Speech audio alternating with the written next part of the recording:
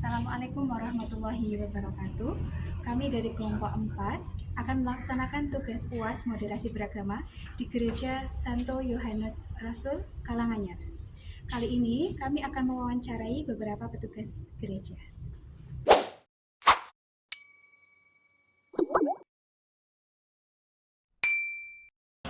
Terima kasih banyak atas kesediaannya untuk berbincang dengan kami.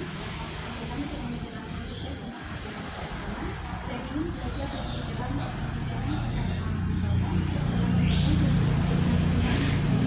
kami berharap diskusi ini bisa menjadi kesempatan kami untuk bisa mendapatkan wawasan baru sekaligus pelajaran berharga yang bisa kami bagikan kepada orang lain. Sebelum memulai, izinkan kami memperkenalkan dulu. Nama saya Tasya Dina, saya Agni Al-Iqbal, saya Jessica Yunita, saya Inti. Terima kasih Romo untuk memulai wawancara kali ini. Kami ingin mengajukan beberapa pertanyaan terkait penjelasan Romo tentang moderasi beragama. Untuk pertanyaan yang pertama, apa arti moderasi beragama menurut Romo? Apakah ada dasar ajaran gereja yang mendukungnya? Moderasi beragama sendiri, kalau kita mau belajar dari akar-akarnya, moderan itu kan yang jalan tengah, gitu ya.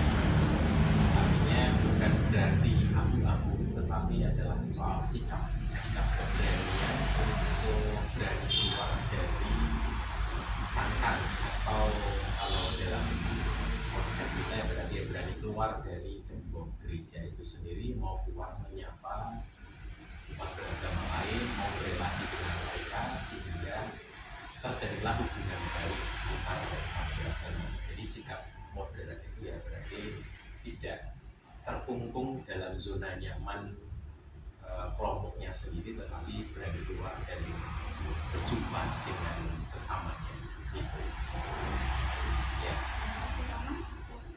Kalau ajaran gereja yang bisa diambil itu sebenarnya sudah sejak dahulu dalam kitab suci juga diajarkan bagaimana kami ini diajarkan untuk bisa bekerja bersama dalam kitab suci. Misalkan ambil contoh bagaimana orang Samaria yang baik hati, misalkan itu salah satu perikop yang bisa diambil dalam kitab suci, bagaimana orang Samaria yang baik hati ini bisa menolong kelompok dari kelompok yang lain.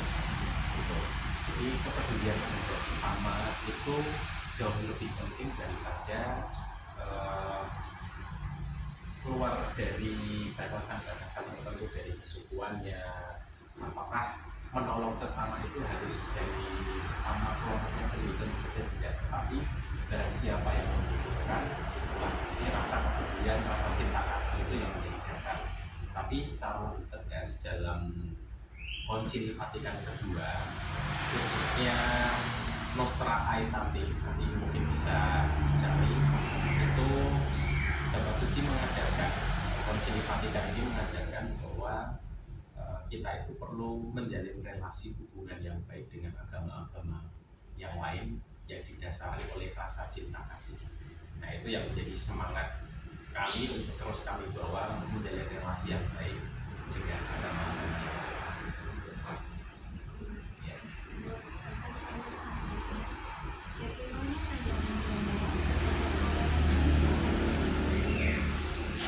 Saya rasa kita semua itu kan diciptakan berbeda-beda.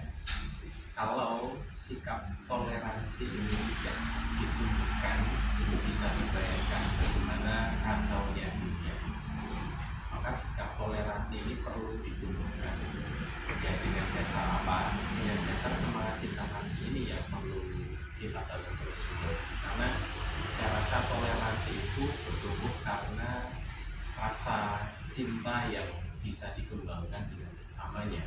Kalau rasa cinta itu tidak ada juga, saya rasa kalau toleransi itu tidak bisa berkembang juga. Maka toleransi itu akan bisa tercipta kalau setiap dari kita itu bisa menciptakan cinta kasih di dalam dirinya, sehingga ya nanti dampaknya bisa macam-macam, rasa damai damai, lalu juga kerjasama yang bisa terjadi lebih baik. Nah, itulah efek-efek yang bisa ditimbulkan ketika setiap orang itu bisa menunjukkan sikap toleran dan toleran.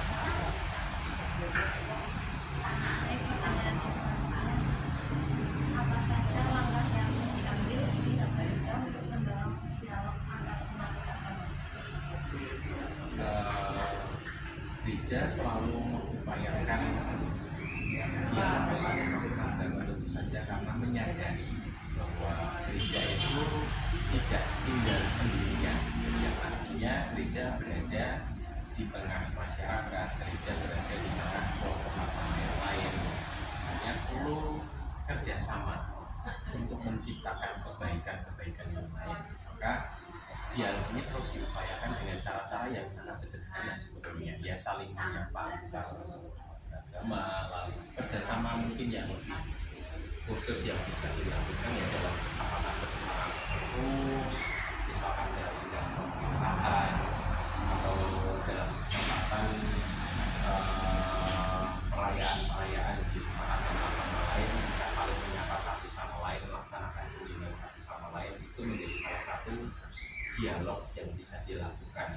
Pun juga dialog itu bisa diciptakan lewat dialog kehidupan atau dialog secara khusus dalam kesempatan perjumpaan dalam kesempatan tertentu. Kami sangat terbuka ketika ada kelompok-kelompok dari agama lain. Salah satu yang bisa diambil kelompok Gus Durian misalkan, waktu itu pernah sempat berkunjung ke tempat kami sangat terbuka untuk ngobrol dan sebagainya. Artinya itu menjadi sarana bagi kita untuk terus menciptakan dialog dalam agama. Apakah pihak gereja memiliki program atau kegiatan khusus yang melibatkan komunitas lintas agama? Kalau ada, apa kegiatan tersebut? Ya. Kalau program khusus yang mungkin sudah rutin dilakukan selama 2 tahun belakangan itu ketika satu suro atau satu muharam ya, itu kami selalu mengadakan pertemuan di tempat ini untuk doa bersama. Itu tujuannya untuk mensyukuri rahmat kehidupan, untuk mensyukuri bahwa kita itu adalah sesama ciptaan, lalu mengundang dari kelompok agama lain untuk berdoa bersama dan juga mengundang lingkungan sekitar. Nah, itu menjadi sarana kita untuk merekatkan persaudaraan sebagai sesama manusia. Nah, itu menjadi salah satu program khusus yang memang sudah dilakukan berturut-turut, dan kedepannya saya rasa itu menjadi program yang harus dilanjutkan. Baik, selanjutnya, bagaimana kamu dapat memastikan pengikutnya memahami moderasi beragama?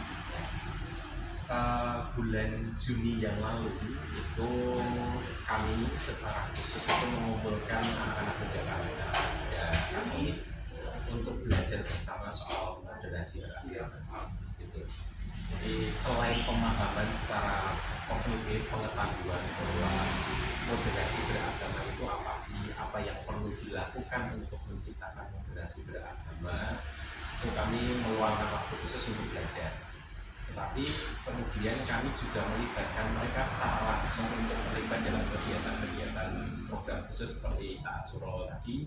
Kami juga melibatkan anak muda untuk bisa berjumpa dengan kelompok agama yang lain, karena seringkali ketika tidak terjadi perjumpaan ada mungkin presumsi ya, ketakutan kelompok beragama lain itu seperti ini. Tapi ketika berjumpa itu semuanya terasa berbeda. Ternyata mereka bisa ngobrol juga ya, ternyata mereka juga akhirnya perjumpaan itu akhirnya membongkar batasan-batasan yang selama ini mungkin hanya dipikirkan. Tapi ketika perjumpaan itu terjadi, ya bisa saling menyapa satu sama lain, jadi lebih cair suasana. Nah, itu artinya praktek yang bisa kami dari pihak gereja lakukan untuk bisa memberikan pemahaman kepada warga gereja tentang moderasi beragama. Bagaimana pihak gereja membangun hubungan dengan masyarakat dari masyarakat lain di lingkungan sekitar sini?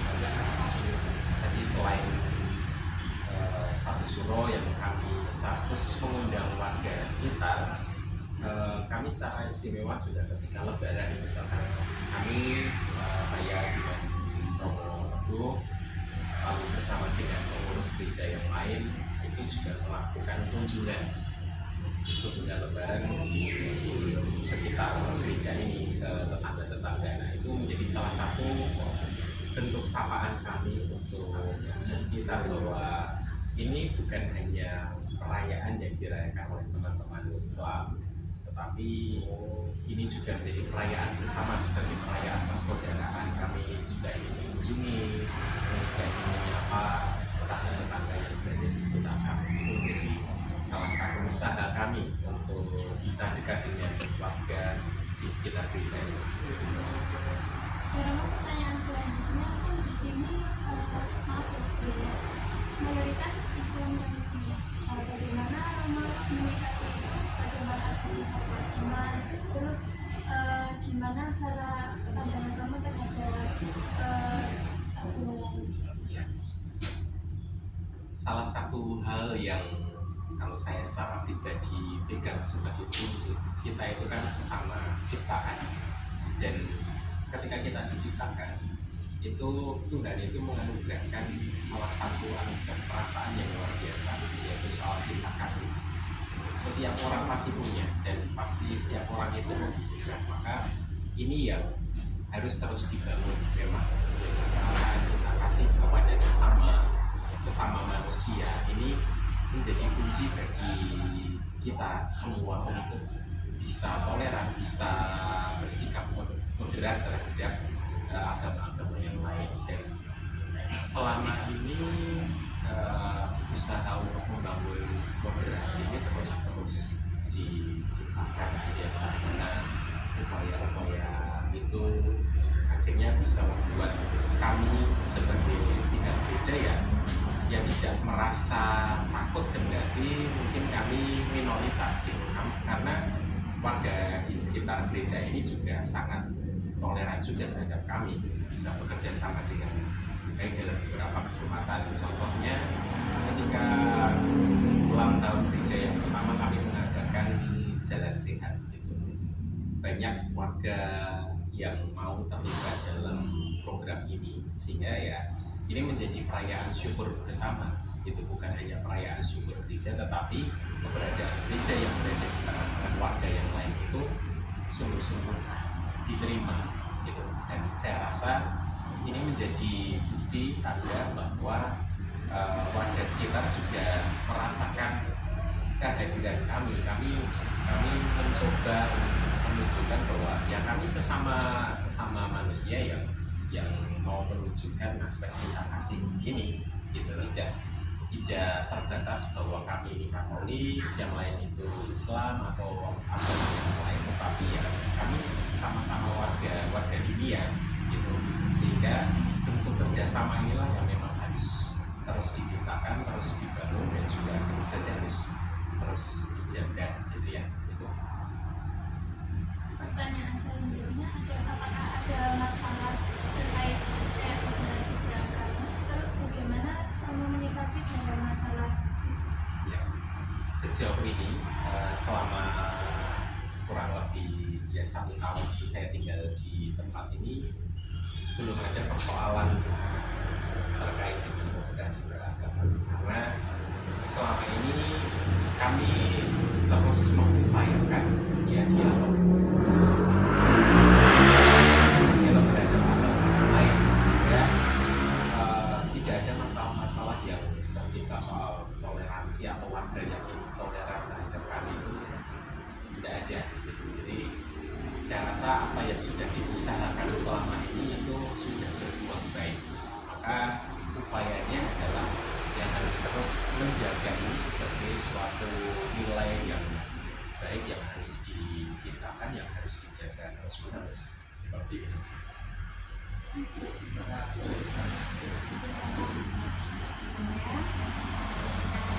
Ya.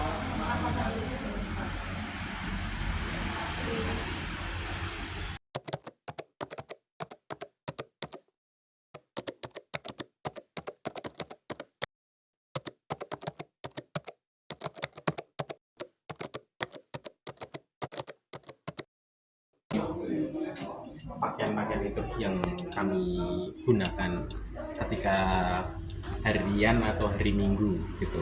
Kenapa warnanya berbeda-beda itu ada maknanya sendiri-sendiri gitu. Nah ini bulan ini itu kami sedang menggunakan warna ungu. Itu melambangkan masa penantian. Itu pengharapan. Kenapa warnanya warna ungu? Kalau putih itu biasanya ketika pesta itu warnanya putih. Nah, kok ada warna pink ya? Itu bukan bukan supaya lucu kiowo gitu enggak gitu, tetapi itu mau melambangkan soal sukacita gitu. Jadi dipakainya juga Berarti ya setiap warna ada maknanya ada masing-masing. maknanya. Merah itu kan soal kemartiran. Martir itu artinya ya pengorbanan, dia itu membela imannya itu sampai mati gitu ya. Maka warnanya merah. Lalu kalau warna hijau itu kan ini misalkan warna hijau itu warna sehari-hari. Jadi masa biasa gitu. Jadi setiap minggu itu beda-beda warna. Tergantung tema perayaannya gitu. Kalau masa biasa mostly itu hijau, tetapi kalau di saat-saat yang lain ya sesuai tema. Kalau bulan ini menjelang Natal nanti warnanya tuh ungu gitu. Jadi semua orang itu punya baju gini. Ini khusus untuk imam. Oh, khusus. Gitu. Ini kan udah mau Natal, biasanya program Natal di sini apa? Itu kami kan sedang mengumpulkan sembako. Nanti dibagikan ke, kalau Natal itu khusus untuk warga Katolik, tetapi nanti kalau Paskah itu untuk non Katolik, warga sekitar gitu, yang memang membutuhkan untuk bantuan sosial gitu. Biasanya sembako sih kami ngasih gitu. Promo teguh. Jadi ada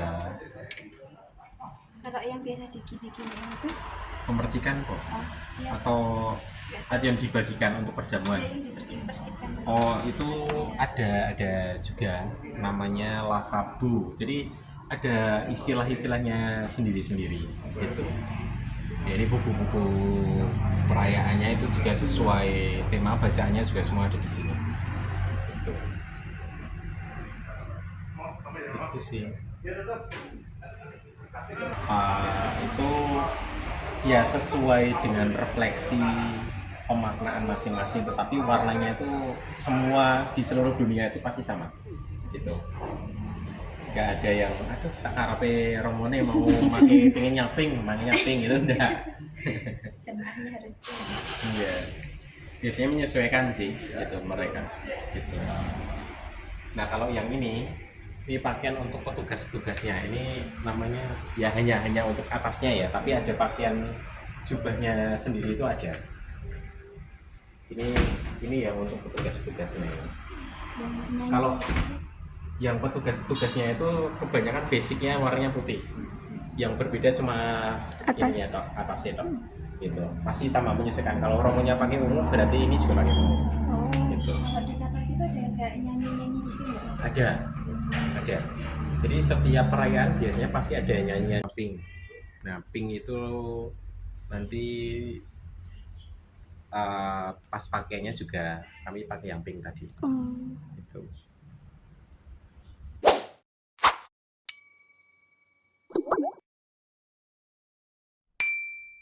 Ya.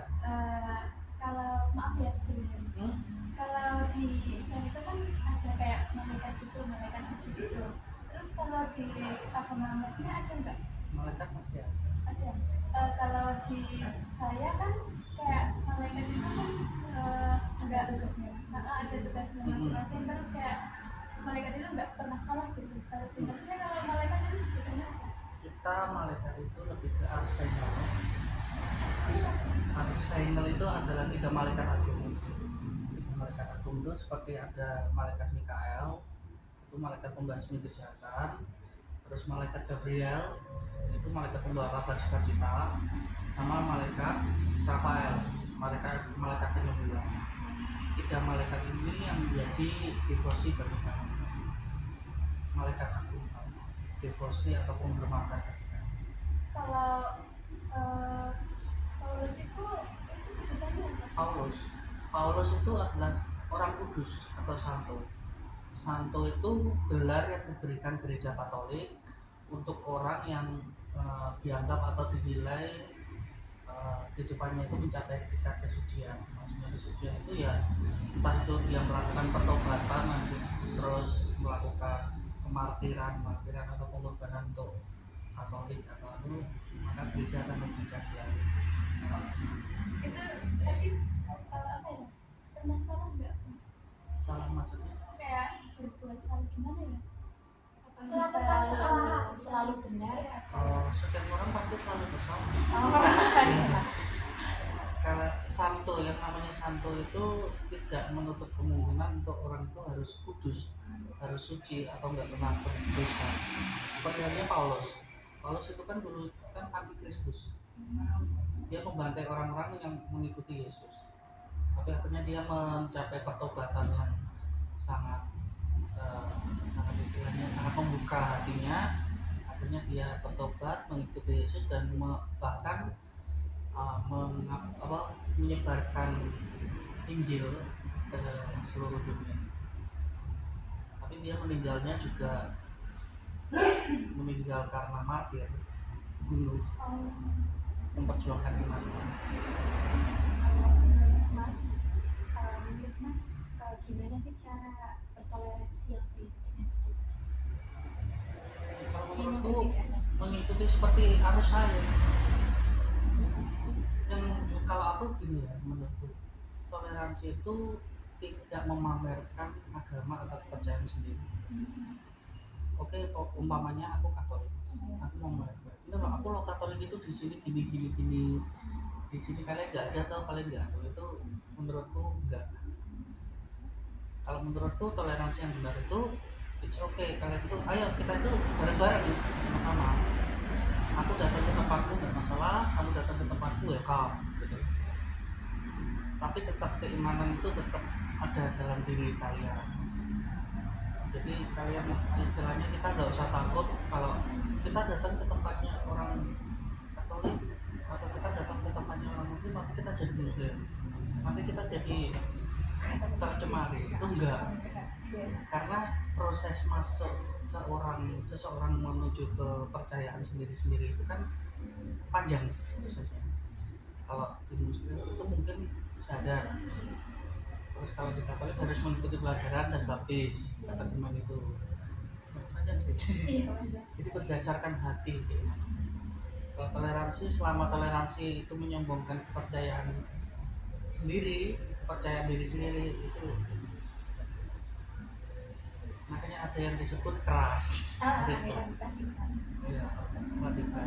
Di Katolik juga ada yang garis keras, orang yang enggak ada juga. Dan orang-orang itu kebanyakan lebih sering menyerang ke yang lain.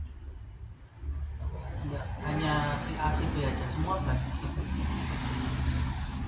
Kalau menurut maksudnya pandangan kalau perbedaan agama itu gimana? Enggak ada masalah. Justru berbeda ini nggak ada masalah. Pandangannya justru kan ini kan negara ketuhanan juga. Agama itu mengajarkan kebaikan. Selama agama itu mengajarkan kebaikan, baiklah. Kan pada akhirnya kita kan datang ke dunia, terus pada akhirnya juga kembali lagi. Iya. Kalau cara Mas menjaga kerukunan dengan teman yang berbeda agama itu gimana? Seperti yang aku lebih suka mengikuti arus. Kalau aku di Kediri, aku kan asli Kediri, baru di sini baru 2 bulan jalan. Kalau aku selama di Kediri sama teman-teman Gus Durian, itu kita sering kumpul rutin, ya udah ngopi, aku guyonan, aku bocengan. Kalau ada acara keagamaan, kalau ini kan mau Natal mereka datang ke sini. Tapi kalau mereka lagi merayakan kayak Idul Adha, aku yang datang ke sana. Jadi nggak menutup kemungkinan kita itu datang langsung login, nggak mungkin. Karena kita itu mengutamakan kan sama-sama ciptaan Tuhan. foto-foto mangan segone, foto-foto ngombene, kenapa harus membeda-bedakan? Hanya saja caranya, selama itu mengarah kepada kebajikan, kebaikan, bagaimana? Terus pernah diajak nggak waktu kecil? Hah? Pernah diajak nggak? Apa itu? Kayak misalnya di sekolah di SD beda agama sendiri gitu. Apa emang SD aku sendiri yang Katolik. iya pernah diajak nggak malah dibully gitu? Pernah sih, ya pernah. Tanggapannya masnya gimana? Biasa. Imanmu. Iya benar. Tapi yang namanya kerukunan kita itu, nah, menurutku lah ya,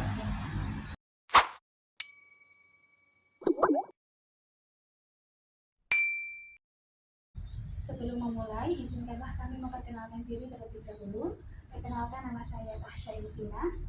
Saya Agnia Lubatu. Saya Jovita Dinda Cinta. Saya Terima kasih Bapak.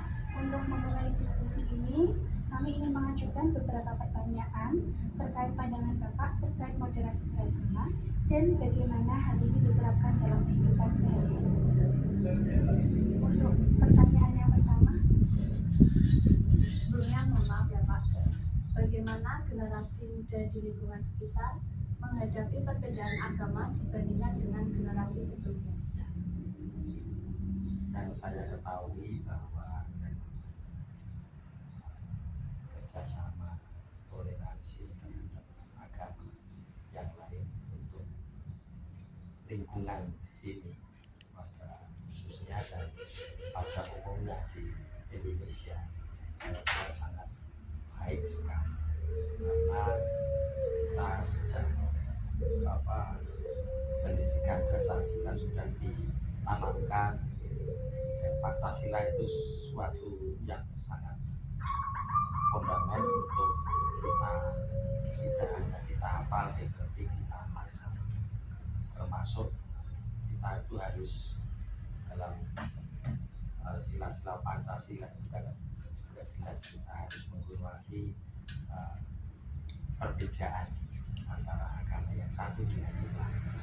Maka kita untuk orang-orang Indonesia umumnya dan kita di lingkungan gereja Katolik, lingkungan yang ada di sekitar kita itu sangat baik sekali. Kita saling ajak sana, saling berkunjung. Contohnya ini, misalnya ada suro, kita peringati bersama di sini. Kemudian ada Natal, saya mengundang dari gereja Pak Camat, ada Pak Lurah, ada RT, Pak RT di sini. Itu menunjukkan dan juga mereka senang sekali ada pertemuan seperti itu. Sejak lama sekali, supaya mungkin gereja ini berdiri lah. Itu sudah kerjasama dengan umat beragama yang lain, Muslim juga sudah baik sekali. Kita tidak ada pertentangan di antara satu dengan yang lain. Kehidupan tetap pun satu padu, seria, sekata. Contohnya misalnya di sini ada perayaan hari besar, Natal, juga Paskah yang menjadi hari besar kita di Katolik. Sebentar lagi kita akan merayakan, kita juga ada yang namanya berbagi, itu berupa sembako, tiap tahun ada itu mewujudkan bahwa kita itu saling menghormati, saling tolong menolong, saling memperhatikan, saling berbagi dengan orang lain. Terima kasih ya Pak. Ya. Untuk pertanyaan selanjutnya, apakah perbedaan agama menjadi penghalang atau justru peluang untuk membangun harmoni sosial? Saya kira Indonesia ini berbagai agama dan kepercayaan itu ada di Indonesia, tidak ada di negara lain. Mungkin ada tetapi keharmonisan tidak ada di sana. Tapi di Indonesia pada umumnya khususnya di lingkungan sini, saya kira itu baik, berjalan dengan baik, dan juga saling menguatkan, saling tolong-menolong, saling berbaur, dan komunikasi dengan baik. Perlu komunikasi yang baik. Baik Pak, selanjutnya pertanyaannya, bagaimana keberadaan berbagai agama di lingkungan sekitar mempengaruhi cara masyarakat saling berinteraksi dan bekerja sama? Saya kira pengaruhnya itu nomor satu adalah kita saling hormat, saling menolong, membantu. Tidak ada perbedaan di antara kita. Itu yang kita akan terwujud dalam segala hal, baik itu kita akan melaksanakan apa saja, kita mesti ada komunikasi yang baik. Kira tidak ada yang membeda-bedakan satu dengan yang lain. Saya kira itu sudah sejak kita juga masih sekolah dulu ditanamkan itu bahwa hal-hal semacam itu harus kita utamakan, apalagi dengan agama satu dengan yang lain. Kita berbeda tetapi tetap bisa. Pertanyaan selanjutnya, bagaimana pandangan Bapak terkait orang yang memilih keluar dari keyakinan itu sendiri demi pernikahan? Apakah itu pengorbanan yang mulia atau sebaliknya? Saya kira yang namanya ingin membangun keluarga yang baik, saya kira orang itu sudah memperhitungkan berbagai hal. Yang penting itu satu dengan yang lain saling. Saya kira untuk pada saat-saat perkawinan, saya kira dan perkawinan itu juga seorang muda maupun mudi itu berkenalan itu saya kira wajar ya, tidak ada satu agama, tapi mesti ada ya siapa ngerti wong nyatane kita itu bergaul dengan orang-orang misalnya non muslim, kata-kata juga terjadi nanti sampai perkawinan. Hanya seperti ini, itu adalah komitmen daripada mereka berdua, apakah kedepannya kita itu akan istilahnya berjalan itu satu jalur atau kita akan sendiri-sendiri. Yang penting sendiri-sendiri pun tidak masalah, tetapi kalau kita dalam keluarga itu menciptakan suasana kerukunan antar keluarga. Jadi biasanya orang itu punya prinsip, akhirnya orang itu orang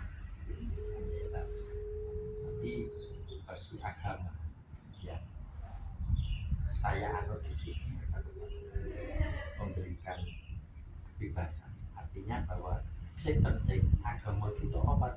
Agama itu kan sarana kita berhubungan dengan yang Maha Kuasa, gitu kan. Nah, masalah perkawinan itu bisa nanti sambil berjalan, bagaimana kita persetujuan daripada mereka yang melaksanakan.